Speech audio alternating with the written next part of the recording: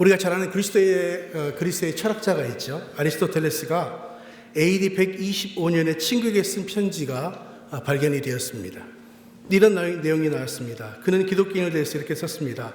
기독교인들은 도대체 이해하기 힘든 새 종교 집단이다. 사람들이 죽어도 슬퍼하지 않고 기뻐하며 그들의 신에게 감사의식을 드린다. 그들은 장례를 위해서 묘지에 줄지어 갈 때도 마치 즐거운 소풍을 가는 듯 노래를 부르며 감사합니다, 감사합니다라고 말하며 행진한다 라는 내용이었습니다. 여러분, 세상에 죽음만큼 두렵고 무거운 것은 없습니다. 그런데 그 당시에 최고의 철학자가 봐도 그리스도인들은 도대체 이해할 수 없는 사람들이었어요. 왜? 그들은 전혀 죽음을 두려워하지 않고 오히려 죽음에 대해서 오히려 감사하는 모습을 보였다는 것이죠. 특별히 우리가 부활주일 가장 중요한 것은 무엇입니까? 예수님께서 우리를 위해서 살아나셨습니다. 할렐루야. 근데 살아나셨는데 왜 살아나셨냐고요? 우리를 위해서 죄 가운데 우리가 죽을 수밖에 없었는데 그 죄를 이기시고 죽음을 이기시고 바로 부활하신 사건이 부활주일이라고 하는 것입니다. 그래서 우리에게 가장 중요한 건 이 부활주일이 기쁨의 주일이 돼야 되죠. 왜? 우리가 죽을 수밖에 없었던 우리의 운명을 예수 그리스도를 통한 구원의 사건으로 변화된 사건이기 때문에. 그래서 우리가 고난주간에 고난을 많이 당하셨죠. 그죠? 우리 마음 가운데. 또 예수님의 고난에 대해서 우리가 깊이 묵상을 했습니다. 근데 오늘은 사실 우리의 표정이 어떻게 되죠? 굉장히 기쁜 표정으로 바뀌어야 된다는 것이죠. 그래서 어떤 미국의 목사님이 한국에 와서 보니까 한국 성도들이 너무나도 심각하게 말씀을 듣는 거예요. 그래서 이 설교를 끝난 다음에 그 목사님께 물어봤습니다. 한국교회 성도들은 왜 그렇게 얼굴들이 다 마치 고난에 찌든 것처럼 그렇게 예배를 드리고 있습니까? 그때 한국 목사님이 할 얘기가 없어서 이렇게 말했습니다. 예, 한국의 이 성도들은 예수 그리스도의 고난을 깊이 묵상하다 보니까 항상 얼굴이 이렇게 고난 가운데 있습니다. 그때 미국 목사님이 이렇게 말했답니다. 예, 그래서 뭐 한국 교회 성도들은 부활하신 주님을 아직 만나보지 못했는가 보죠. 여러분, 우리가 고난 받을 수 있습니다. 또 고난 가운데 있을 수 있어요. 근데 중요한 건 무엇입니까? 예수 그리스도 그분이 우리를 위해서 죽으심으로 말미암아 구원을 주시는 줄로 믿습니다. 그리고 부활주일은 정말로 우리의 모든 죄를 사하시고 우리의 죽음에서 이길 뿐만 아니라 구원받은 사건을 허락하신 놀라운 주일이라고 하는 사건입니다.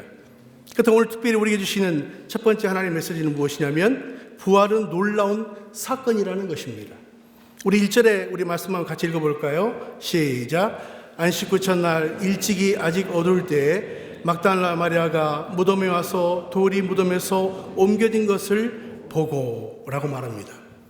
여기 보시면 안식 후 첫날 아직 어두울 때 막달라 마리아가 무덤에 와서 돌이 무덤에서 옮겨진 것을 보았다 이렇게 말합니다. 여러분, 막달라 마리아는 누구입니까? 정말 귀신 들렸던 사람 아닙니까? 그리고 그가 예수 그리스도를 만난 다음에 그 모든 죄에서 해방받고 예수 그리스도를 따랐던 하나님의 여인 중에 한 사람입니다. 근데 그가 모든 사람들이 죽어서 더 이상 예수님을 만날 수 없다고 하는 그때 가장 어두운 때에 예수님을 만나기 위해서 그를 찾아가는 모습을 발견하게 됩니다. 여기서 한 가지 우리가 알아야 될 사실은 막달라 마리아, 그는 누구입니까? 이 막달라 마리아라는 뜻은 무엇입니까? 이 갈릴리 호수 쪽에 보면 서쪽에 이 막달라 마리아라는 곳이 있습니다. 막달라. 그리고 막달라는 성이고 그 다음에 마리아는 이름이 아니라 막달라는 지명을 이야기합니다. 그래서 막달라 지역에 사는 마리아. 근데 그가 예수 그리스도를 만났잖아요. 그리고 자기가 모든 그런 그 고통 속에서 정말 해방된 이후에 예수 그리스도를 쫓았던 그 여인입니다. 사실 어떻게 보면 그는 십자가의 사건뿐만 아니라 부활의 사건도 동일하게 보았던 증인의 삶을 살았던 사람이죠. 근데 그가 예수님을 만나러 가는 장면이 오늘 본문에 나옵니다. 여러분, 그는 예수님이 어떤 상태에 놓여 있다고 생각했습니까? 죽으셨다라고 생각했어요. 그래서 그 모든 것을 좀 이렇게 염하기 위해서 예수님을 찾아갔습니다. 근데 여러분, 그 사건은 무엇입니까? 보면 예수님께서는 그곳에 계셨습니까? 그렇지 않습니까? 계시지 않았다는 거예요. 여러분, 이거 참 놀라운 사건 아닙니까? 저 혼자만 놀리고 있는 것 같아요. 여러분, 죽었던 사람이 살아났다는 것이죠.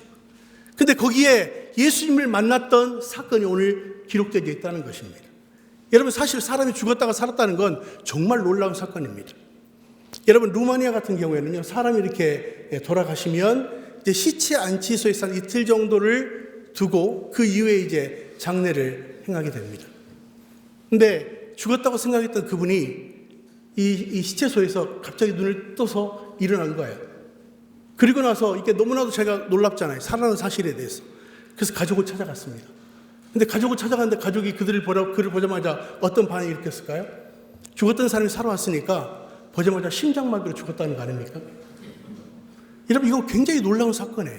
그냥 예수님이 죽었다 살아났다는 그냥 당연한 사건이 아니라 예수 그리스도는 우리를 위해서 죽으실 뿐만 아니라 살아나셨다는 것이죠. 여러분, 이 사건을 우리도 경험하시기를 주님으로 축원합니다. 이것은 남의 사건이 아니에요. 바로 내게 주신 하나님의 놀라운 사건을 경험하게 된다는 것이죠. 그래서 여러분, 우리가 보통 이 부활이란 말 우리가 오늘도 쓰죠. 여러분, 소생과 부활의 차이가 무엇일까요? 소생은 무엇입니까? 우리가 죽은 것처럼 보이는 사람이 계속 어떤 호흡을 우리가 계속 유지하면서 죽었지만 다시 살아나는 사건을 소생이라고 이야기합니다. 근데 부활은 무엇입니까? 완전히 죽었던 사람이 완전히 새롭게 영원히 사는 사건이 부활의 사건인 줄로 믿습니다. 바로 우리 그리스도인은 어떤 사건입니까? 바로 우리는 죽었지만 예수 그리스도를 통해서 영원한 생명을 얻었다라고 하는 것이 부활의 가장 진정한 핵심이라고 성경은 말하고 있는 것이죠. 그렇다면 여러분, 예수 그리스도를 통한 구원, 바로 그것은 누구의 사건이 아니라 나의 사건이 되어야 된다는 것입니다. 여러분, 그래서 이 무덤을 향해서 갔던 그 여인은 무엇 때문에 예수 그리스도를 만나러 갔을까요? 정말 그분을 사랑했기 때문에 두려움을 이기고 그곳에 갔던 모습을 보게 되어지는 것이죠. 그래서 요한일서 4장 18절을 보면 이런 말씀이 있습니다. 사랑 안에 두려움이 없고 온전한 사랑이 두려움을 내어 쫓느니라. 할렐루야. 여러분, 우리가 두려움 가운데 있을 때 예수 그리스도를 만나면 예수 그리스도를 사랑하는 그것으로 인해서 두려움이 쫓기게 될 줄로 믿습니다. 그래서 우리의 삶 안에 어떤 어려움이 있어도 예수 그리스도를 만나면 부활의 소망을 가지고 이 세상을 이길 수 있는 능력이 생긴다고 하는 것이죠. 근데 오늘 바로 이 여인은 예수 그리스도를 만남으로 말미암아 새로운 정말 삶을 다시 한번 살게 되는 모습을 보게 되어집니다. 오늘 두 번째는 무엇입니까? 두 번째 우리에게 말씀하시는 것은 부활을 경험한 사람들은 신앙 고백이 달라진다고 하는 것입니다. 여러분, 우리의 믿음은요, 예수 그리스도를 경험할수록 믿음이 성장하고 강해집니다. 그래서 우리가 보통 경험한다는 말은 무엇입니까? 우리가 안다는 것과 경험하는 것도 어떻게 생각하세요? 우리가 예수님에 대해서 들어봤습니다라는 말과 그분을 안다는 말은 전혀 다른 것이죠. 그분을 안다는 것은 무엇입니까? 그분을 경험하는 것입니다. 예수 그리스도를 경험하는 것, 부활의 사건을 경험할수록 우리의 삶과 우리의 신앙은 전혀 다른 삶을 살 수 있게 된다는 것이죠. 근데 너무나도 많은 사람들이 아직도 여전히 예수 그리스도의 부활의 사건을 경험하지 못하고 살아가는 사람들이 꽤 많다는 것입니다. 그래서 오늘 본문을 보면 그들은 예수 그리스도를 살아계신 그분을 만나는 것이 아니라 죽어있는 그분을 만나기 위해서 갔던 것 같아요. 근데 우리는 예수 그리스도의 살아계심을 고백할 수 있도록 하나님께서 역사하신다는 것이죠. 그래서 우리가 이 고백했던 신앙 고백의 내용이 있지 않습니까? 전능하사 천지를 만드신 하나님 아버지를 내가 믿사오며 그의 아들 우리 주 예수 그리스도를 믿사오니 이는 성령으로 잉태하사 동정녀 마리아에게 나시고 본디오 빌라도에게 고난을 받으사 십자가에 못 박혀 죽으시고 장사한 지 사흘 만에 죽은 자 가운데서 다시 살아나시며. 여러분, 이 고백은요 그냥 고백되어지는 것이 아닙니다. 바로 하나님이 어떤 분입니까? 천지를 창조하신 그 하나님이라는 것을 우리의 신앙으로 고백하고 또 예수 그리스도를 통한 고난 이후에 부활한 사건을 고백하는 것이 신앙의 고백이에요. 여러분, 우리가 중요한 건 무엇입니까? 이 부활절에 가장 중요한 건 이렇게 고백할 수 있어야 돼요. 내가 예수 그리스도를 보았다. 이것이 진정한 부활의 고백이라고 이야기합니다. 우리 옆에 분에게 합시다. 내가 예수님을 보았습니다. 내가 예수님을 만났습니다. 예수님 부활하셨습니다. 여러분, 이것은 우리가 구체적으로 경험해야만 고백할 수 있는 사건이라고 이야기하는 것이죠. 그래서 여러분, 부활의 신앙은 하나님의 놀라운 능력이 있습니다. 부활을 믿는 자들은 죽음의 공포에서 해방된다는 것이죠. 부활의 신앙은 슬픔을 극복할 수 있는 힘이 있습니다. 또 부활의 신앙은 절망을 이길 수 있는 힘이 있고, 부활의 신앙은 고난을 이길 수 있는 힘이 생긴다는 거예요. 왜? 예수님이 우리를 위해서 죽으시고 부활하셨기 때문에 그 부활의 사건이 나의 사건이고, 나도 예수 그리스도의 부활을 경험한 사람으로 그러한 능력이 있다고 하는 것입니다. 여러분, 이것을 저는 경험하는 것이 굉장히 중요하다고 생각이 들어요. 그래서 믿음은 무엇입니까? 바라는 것들의 실상이라고 그랬거든요. 바라는 것들의 실상, 보지 못하는 것들의 증거다라고 이야기했습니다.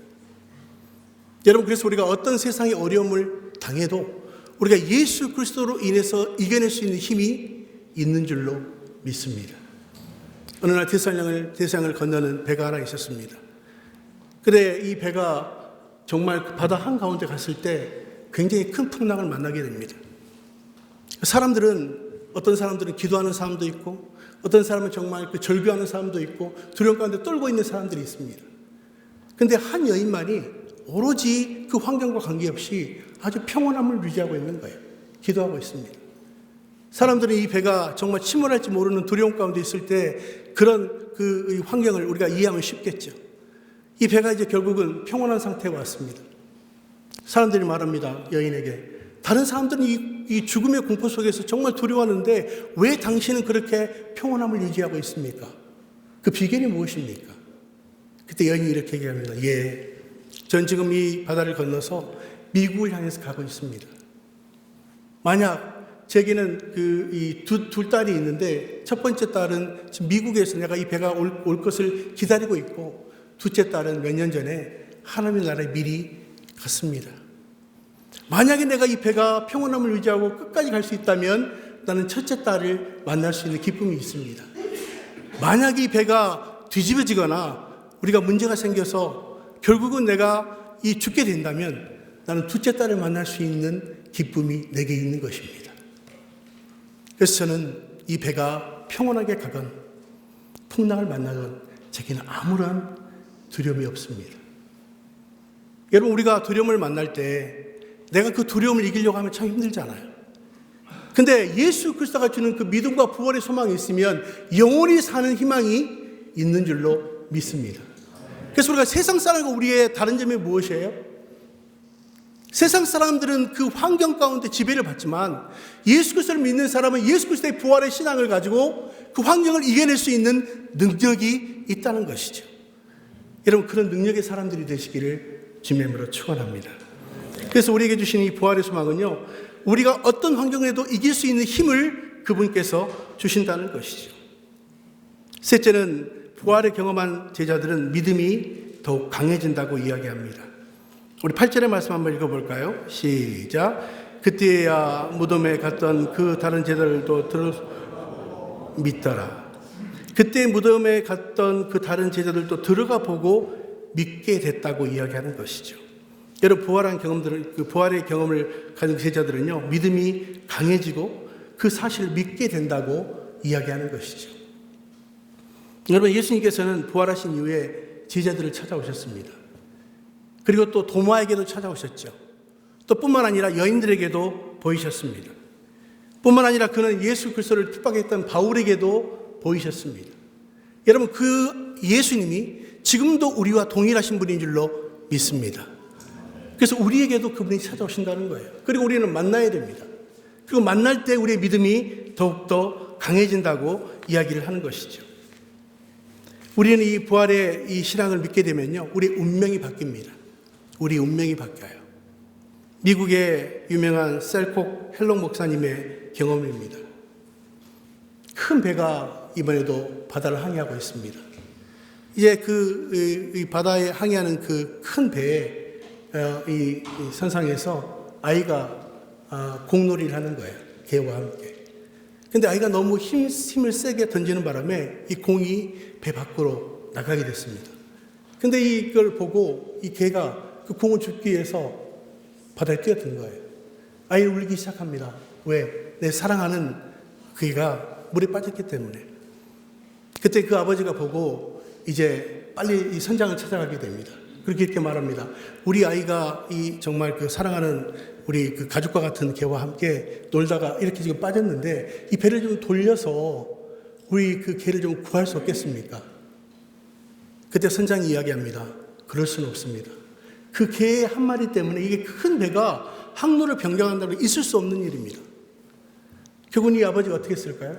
그 이야기를 듣고 더 이상 할 수 없다고 생각하고 결국은 갑판에 갔습니다. 그리고 갑판에서 이 배 바깥으로 몸을 던졌습니다. 그리고 헤엄치기 시작해요. 여러분, 이 배가 어떻게 했을까요? 그 사람을 놓고 그냥 갔을까요? 아니면 그 항로를 변경해서 다시 그 사람과 개를 구하러 갔을까요? 당연히 사람이 빠졌으니까 그렇게 했겠죠. 여러분, 우리가 우리의 인생의 우리의 목적, 또 우리 인생의 어떤 것들을 이루기 위해서 굉장히 고통스럽고 힘들 때 우리가 우리의 운명을 스스로 결정할 수 없지만, 그래서 죽을 수밖에 없는 우리의 운명을 가지고 있지만 예수 그리스도 그분이 죽어주심으로 말미암아 고난받으시고 부활하심으로 우리의 인생의 항로를 바꿔주시는 놀라운 역사가 바로 부활의 사건인 줄로 믿습니다. 우리는 우리의 운명을 결코 어떻게 할 수 없어요. 그렇지만 예수 그리스도 때문에 우리의 운명이 죽음에서 부활로 바뀌는 사건이 이루어졌다고 하는 것이죠. 고린도서 15장 17절과 19절의 말씀 한번 같이 읽어보겠습니다.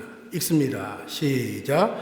그리스도께서 다시 살아나신 일이 없으면 너희의 믿음도 헛되고 너희가 여전히 죄 가운데 있을 것이요 또한 그리스도 안에서 잠자는 자도 망하였으리니 만일 그리스도 안에서 우리가 바라는 것이 다만 이 세상 삶뿐이면 모든 사람 가운데 우리가 더욱 불쌍한 자이리라. 아멘. 이 고린도서 15장 17절과 19절을 보면 이렇게 말합니다. 그리스도께서 다시 살아나신 일이 없으면 너희의 믿음도 헛되고 너희가 여전히 죄 가운데 있을 것이요. 만약 부활의 사건이 없다면 우리의 믿음이 헛것이라고 말합니다. 또 뿐만 아니라 여전히 죄 가운데 있을 수밖에 없다. 왜? 예수 그리스도의 죽음 이후에 부활이 없으면 우리가 믿고 있는 것이 아무런 효력이 없다는 거예요.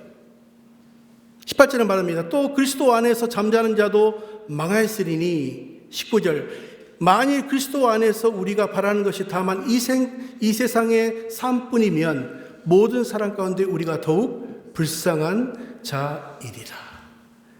이 말을 한마디로 이야기하면 무엇입니까? 부활의 사건이 없으면 nothing, 아무것도 아니라는 거예요. 부활의 사건을 경험하지 못했다면 믿는 것도 헛것이 될 수밖에 없다는 거예요. 그래서 여러분, 부활은 우리가 믿는 가장 중요한 기독교 신앙의 핵심입니다. 예수 그리스도 인격적으로 만난 이후에 죽음에서 우리가 사망에서 생명으로 옮겨졌어요. 또 뿐만 아니라 예수 그리스도의 부활의 사건이 나의 사건이 되는 것이 바로 기독교 가장 중요한 진리의 근본이라는 거예요. 그래서 저는 예수 그리스도를 인격적으로 만난 이후에는요, 이 부활의 신앙이 굉장히 중요하고 확신되어야 한다는 생각을 하게 됩니다. 제가 한 주간 동안 말씀을 준비하면서요, 굉장히 깊이 묵상을 많이 봤습니다. 왜? 매년 우리는 부활주일을 맞이하잖아요. 또 우리가 크리스마스도 맞이합니다. 근데 어느 날부터인가 부활주일도 크리스마스도 우리에게 그냥 우리가 맞이하는 주일이 돼버린 것 같은 느낌이 많이 들었어요. 저도 생각을 해봤습니다. 왜 부활에 대한 기쁨이 우리가 이렇게 표현되지 못할까? 근데 한 가지 제가 답을 얻었습니다. 깊이 기도하면서.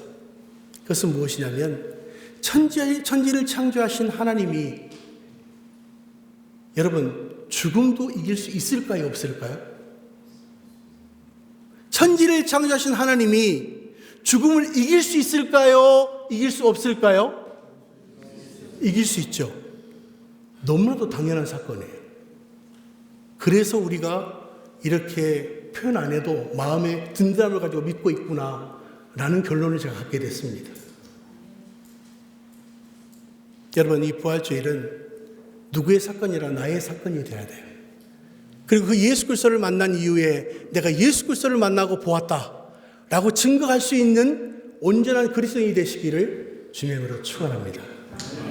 그래서 이것이 나의 간증이요 이것이 나의 찬송이라고 고백할 수 있는 우리의 삶이 되어져야 된다는 것이죠. 우리가 아까 우리 불렀던 찬송 우리가 한번 부르면서 우리의 믿음을 좀 고백했으면 좋겠습니다. 자, 할렐루야 우리 예수. 우리가 그냥 가사로만 부르시지 마시고 마음으로도 기쁨으로 불렀으면 좋겠습니다. 할렐루야 우리 예수 부활승 전하셨네. 세상 사람 찬양하니 천사와 답하도다. 구주 예수 부활하사 사망 곳에 이겼네. 구주 예수 부활하사 사망 곳에 이겼네. 할렐루야 우리 예수 왕의 왕이 되시고 우리들의 중보 되신 성령 증거하시네. 구주 예수 부활하사 처음 열매 되셨네. 구주 예수 부활하사 처음 열매 되셨네. 할렐루야 우리 예수 흠과 티가 없도다. 무덤 속에 있는 죄인 주가 일으키시네. 구주 예수 부활하사 영광 주로 오시네. 구주 예수 부활하사 영광 주로 오시네. 이 시간 다 같이 기도하겠습니다. 나를 위해서 고난 받으실 뿐만 아니라 부활하신 주님 참 감사합니다. 그 부활하신 주님을 경험하고 전할 수 있는 내가 될 수 있도록 도와 주시옵소서. 우리 다 같이 기도하겠습니다. 하나님 아버지 참으로 감사합니다. 하나님 고난의 터널을 아버지 지나고 이제 예수 그리스도의 부활을 경험하며 부활 신앙을 가진 우리 귀한 성도들 될 수 있도록 하나님 도와 주시옵소서. 우리의 세상 속에 당하는 고난, 슬픔, 아픔 어떤 것도 부활의 신앙으로 이겨낼 수 있음을 이 시간 고백하고 하나님 아버지 우리가 예수 그리스도를 믿는 것은 단순히 이 땅뿐만 아니라 영원한 하늘나라의 생명을 갖는 것을 알게 하시고 그 부활의 신앙을 가지고 아버지 하나님 믿을 뿐만 아니라 많은 사람들에게 부활을 증거할 수 있는 우리 귀한 성도들 될 수 있도록 주님 축복하여 주시옵소서. 그래서 주님께 감사를 드립니다. 하나님 아버지 감사합니다. 고난 이후에 부활을 주시고 그 부활이 나의 사건이 되게 하시며 부활의 신앙으로 세상을 이길 수 있도록 주님 축복하여 주시옵소서. 우리뿐만 아니라 아직 예수 그리스도를 만나지 못한 많은 사람들에게 부활하신 주님을 전할 수 있는 우리 모두가 될 수 있도록 주님 축복해 주시옵소서. 예수 그리스도의 이름으로 간절히 기도드렸습니다. 아멘.